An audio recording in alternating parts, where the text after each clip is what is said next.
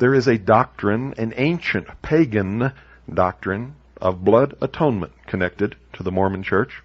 And since the early days of the Church, it has always been Mormon doctrine that, quote, under certain circumstances, there are some serious sins for which the cleansing of Christ does not operate, and the law of God is that men must then have their own blood shed to atone for their sins, unquote.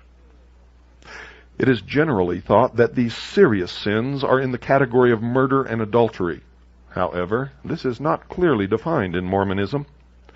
Brigham Young, a 33rd degree Freemason, said that, quote, any man or woman who violates the covenants made with their God will be required to pay the debt.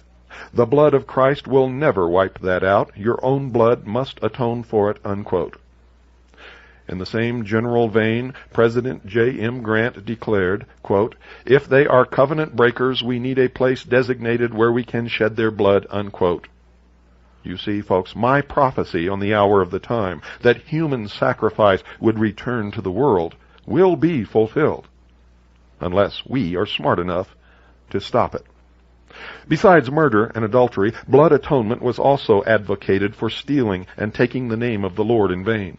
Likewise, the penalty for marrying an African, quote, under the law of God is death on the spot. This will also be so, unquote.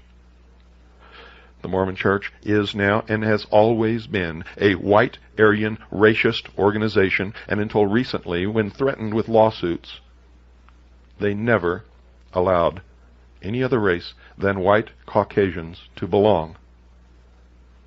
That's right, folks. And if you are an black American who belongs to the Mormon Church, you have really been fooled. All of the secret organizations of Mystery Babylon are racist organizations. The 1978 decision opening the priesthood to blacks didn't change that law. Blood atonement was also required for lying or damning old Joe Smith or his religion. I guess that tells you what's going to happen to me. But what about other liars, like Bobo Grits? Does it apply to him? Or is he excused if he is working in the furtherance of the great work or the great plan?